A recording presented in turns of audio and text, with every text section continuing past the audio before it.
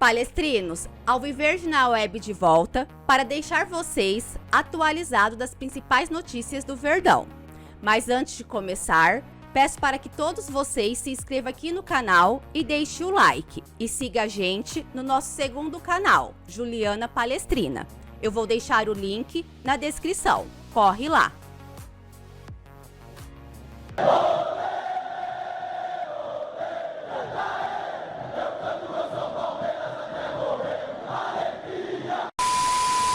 Palmeiras fecha contrato com nova aposta para a base e meio-campista assinou contrato de 3 anos com o Verdão. Com apenas 14 anos de idade, recém-contratado, o meio-campista Guilherme Kechner já é considerado um dos talentos mais promissores do Palmeiras. Sabendo disso, o Verdão agiu rápido e assinou o primeiro contrato de formação com o garoto. A informação foi divulgada inicialmente no site All Sport. O Palmeiras vê no meio-campista Guilherme Kechner como principal nome da sua geração. O garoto, inclusive, chegou a entrar no radar de outros clubes. Guilherme Kechner chegou ao Palmeiras quando tinha apenas 9 anos de idade e desde então vem sendo destaque na base do clube. O jogador de 14 anos também se destaca por ter um perfil de liderança dentro de campo e também por poder atuar em várias funções no meio de campo. Guilherme Kechner pode atuar como primeiro e segundo volante, além de camisa 10. Palmeiras ainda tenta contratar Michael do Al Hilal, mas Mundial de Clubes atrasa negócio. O Palmeiras ainda mantém conversas para tentar a contratação de Michael, mas o calendário do Al Hilal, equipe do atacante, acabou atrapalhando o negócio. Isso porque o Al Hilal vai disputar o Mundial de Clubes e embarcou na segunda-feira para o Marrocos com o Michael. Se vencer o Casablanca, o Al Hilal pega o Flamengo na semi. A competição vai até o dia 11 de fevereiro. Há ainda outro obstáculo, o transfer ban imposto ao Al Hilal pela FIFA, que impede o time de fazer novas contratações. Michael é visto como uma opção no Palmeiras para preencher a lacuna na ponta esquerda, que hoje conta com Rony. Breno Lopes e Rafael Navarro são jogadores que já foram testados por Abel Ferreira nessa função. Diante da busca por um jogador com essas características, a diretoria alviverde fez consultas no mercado, como a Luísa Araújo, que hoje está no Atlanta United da MLS. O ex-jogador do São Paulo foi sondado, mas não houve proposta. Michael é uma opção em estágio mais avançado. Como o GE publicou, o Verdão não coloca um prazo para contratar e ainda entende que precisa de reforços pontuais. Um volante para o lugar de Danilo e um atacante de velocidade. O clube não descarta jogar o Paulistão com o atual elenco enquanto busca opções no mercado. A primeira janela de transferências do Brasil fecha em 4 de abril. Palmeiras terá lucra mais em negociação de Danilo com o Nottingham Forest, veja valores. No mês passado, o Palmeiras anunciou a venda do volante Danilo, um dos principais jogadores da equipe, ao Nottingham Forest da Inglaterra, o mesmo time de Gustavo Scarpa. A venda foi concluída por 18 milhões de euros, cerca de 100 milhões, podendo chegar a 20 milhões de euros, caso ele cumpra algumas metas estabelecidas. O Palmeiras tem direito a 80% do jogador e, portanto, receberia cerca de 80 milhões. Os outros 20% são do Cajazeira, clube em que ele jogou nas categorias de base.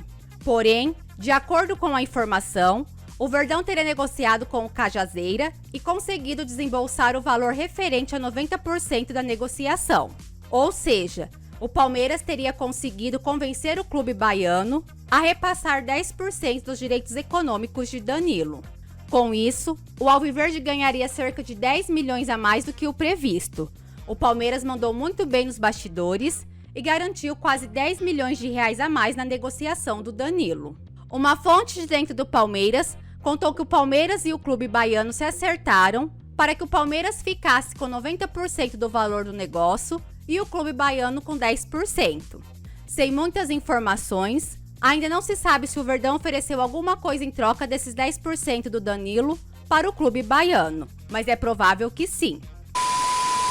Respeitem nossa história. Conselheiros do Palmeiras repudiam um acordo com São Paulo. Um grupo de 34 conselheiros do Palmeiras enviou uma carta ao clube em repúdio ao acordo firmado pela locação do Morumbi, que prevê reciprocidade com o empréstimo do Allianz Parque para o São Paulo. Os membros do Conselho Deliberativo Alviverde elencaram os principais pontos da discordância e postularam a suspensão do acordo. O primeiro ponto abordado pelo texto faz referência à falta de segurança que um jogo do rival na Arena Palmeirense proporcionaria. Ao contrário do Morumbi, o Allianz Parque nunca recebeu outro mandante que não fosse o Palmeiras. As principais preocupações em relação à segurança referem-se ao fato que o estádio Alviverde está localizado em uma área em volta de locais destinados à torcida palestrina. Além disso, as entradas do clube social também estão estabelecidas na região. Sendo assim, de acordo com o texto, seria inevitável o encontro entre torcedores das duas equipes. Outro fator levantado pelos conselheiros diz respeito às vantagens financeiras de locar a arena para o rival, dado que a locação do estádio é um ativo da W Torre, empresa que administra o prédio. O valor repassado ao Alviverde pelo aluguel seria ínfimo.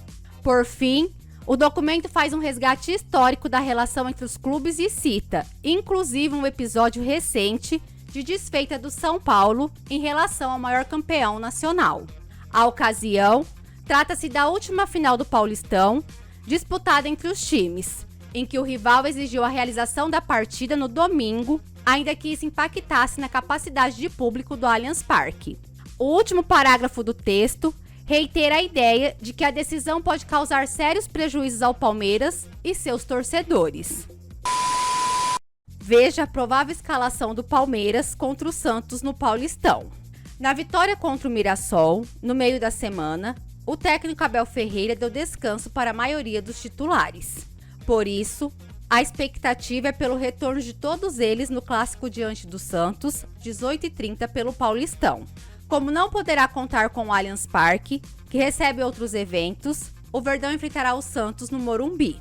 Para a partida, Abel vai promover a volta dos titulares que folgaram na última quarta, na vitória diante do Mirassol.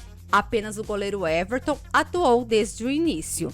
Assim, a provável escalação do Palmeiras contra o Santos pelo Paulistão tem Everton, Marcos Rocha, Gomes, Murilo e Piquerez, Gabriel Menino, Zé Rafael e Rafael Veiga, Dudu, Rony e Hendrick. E aí, palestrinos, o meu palpite pro jogo é 2-0. E o seu? Deixa aí nos comentários.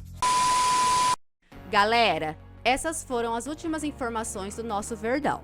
Se você é novo aqui no canal, inscreva e deixe seu like. Assim você incentiva demais o nosso trabalho. Amanhã estarei de volta com as últimas informações, direto da Academia de Futebol do Palmeiras. Um abraço a todos, avante palestra!